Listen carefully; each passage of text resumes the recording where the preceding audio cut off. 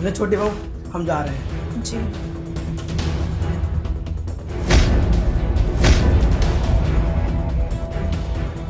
सतीश, सतीश,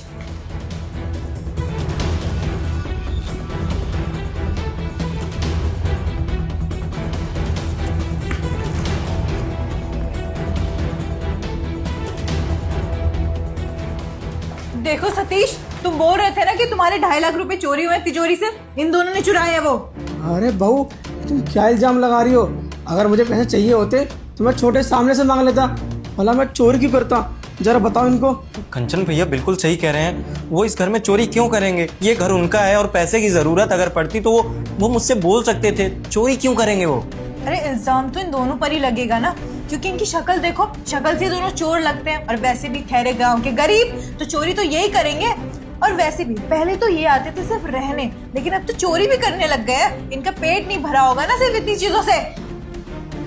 ऐसा है, आप शांत रहिए जरा। हाँ जी, क्या कह रही हैं आप? कि हम पैसे चोरी कर रहे थे? किस तरफ से हम लोग पैसे चोरी कर रहे हैं? देवरानी जी, आप लग रहा है भूल गई हैं कि हम लोग आपसे बड़े हैं, तो थोड़ा तमीज में बात करिए। और देवर जी, एक बात बताइए जरा कि अब आप ऐसे देखेंगे अपने भैया के ऊपर इल्जाम लगते हुए? आप कुछ नहीं बोलेंगे का इन्हें?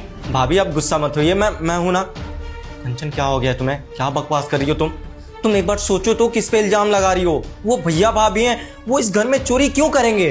अरे भले ये लोग बड़े हों, लेकिन जरूरी नहीं है कि बड़े अक्सर बड़ा ही काम करें। नीच और टुच्चा काम भी कर सकते हैं, जो इन दोनों ने किया है। और एक बात बताओ, तुम देख रहे हो जेठानी जी को इतना फैशन दिखा रही है, ऐसा लगता है कि इनको शहर की ना हवा लग गई है। कंगन देखो कितने महंगे हैं, ऊपर से ये महंगी सी साड़ी और मंगलसूत्र।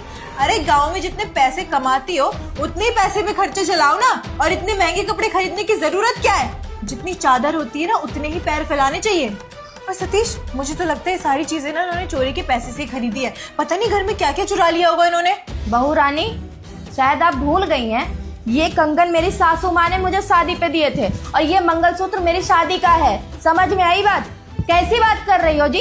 और 50,000 रुपए अगर हमने लिया भी है तो कैसे सोच लिया कि हमने अपने लिए लिया है? ये जो महीने महीने पे गेहूं चावल भिजवाते हैं, क्या अपने लिए भिजवाते हैं क्या? हाँ, अगर हम लोग यहाँ आके रहते हैं तो अपने देवर से मिलने के लिए रहते हैं। इनका भाई यहाँ पे नौकरी करता है, उसी की जिद थी यहाँ पे रहने की, और ऊपर से ये घर भी यहाँ पे इन्होंने ही दिलवाया था खेत बेच के, ये मत भूलो। और तुम लोग शहर में रहने लग गए तो तुम लोगों को लगता है कि हम लोग चोरी करने लग जाएंगे अब, हैं? देख लिया जी, यही होता है बाहर भेजने का नतीजा। हमने तो पहले ही कहा था देवर जी से कि थोड़ा सोच समझ के शादी ब्याह करना। देखो, और आपको लगता है कि हमने चोरी करी है? तो बताइए जरा, पैसा कहाँ है?